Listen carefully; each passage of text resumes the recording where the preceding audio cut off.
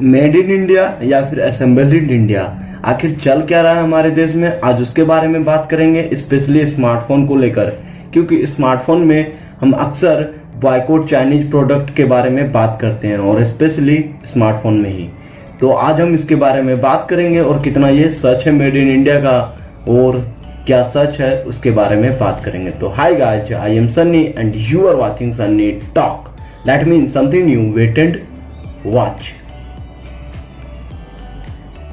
तो देखो चाचा, स्मार्टफोन को लेकर मेड इन इंडिया होना अच्छी बात है, पर कितना ये जानना बहुत ही जरूरी है। सबसे पहले जब से ये आत्मनिर्भर की बात हमारे प्रधानमंत्री ने किए हैं, तब से यहाँ पे बॉयकॉट चाइनीज प्रोडक्ट का बहुत ज्यादा चल रहा है। अब यहाँ पे हम बात करना चाहेंगे कि मेड इन इंडिया या फिर असेंबल्ड इन इंडिया। अब रेडमी के फोन अगर आप लेते हो तो उसके पीछे आपको मेड इन इंडिया देखने को मिलता है। इसका मतलब क्या हो गया कि ये इंडिया की कंपनी है या फिर इंडिया में बनता है। तो लोग कहेंगे कि ये इंडिया में बनता है।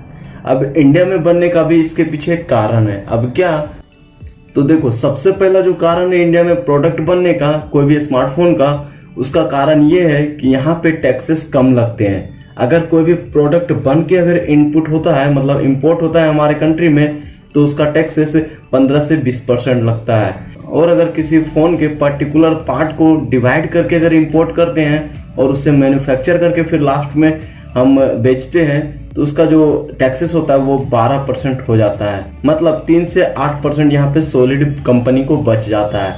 अब कई सारे ऐसे फोन हैं जो डायरेक्ट इंपोर्ट होके सेल किए जाते हैं, जैसे कि आईफोन, जैसे कि हम मी का ही मी 10 ले सकते हैं, मतलब Xiaomi का मी 10 को ही आप ले सकते हो। ये फोन डायरेक्ट इंपोर्ट किया जाता है और इसे चाइना में मैन्युफैक्चर किया जाता है।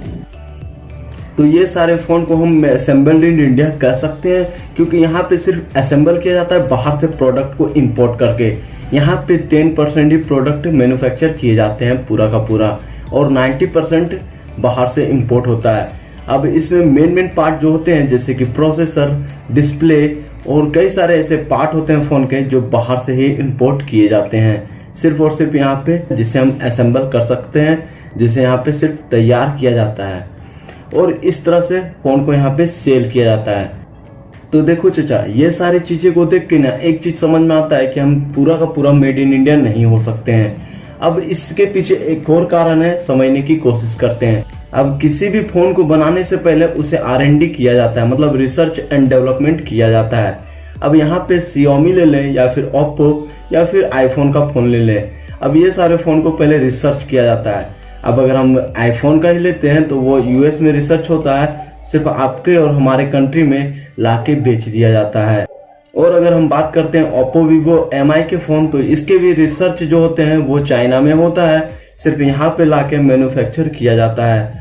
तो ये एक असेंबल इन इंडिया हो गया, मेड इन इंडिया नहीं हुआ। जब यहाँ पे ही रिसर्च किया जाएगा, यहाँ पे ही सारे के फोन का टेस्टिंग किया जाएगा। हाँ, यहाँ पे सिर्फ सेल किया जाता है, ये सच है, लेकिन यहाँ पे कुछ ऐसे फोन भी हैं जिनको सिर्फ टेस्टिंग के लिए किया जाता है।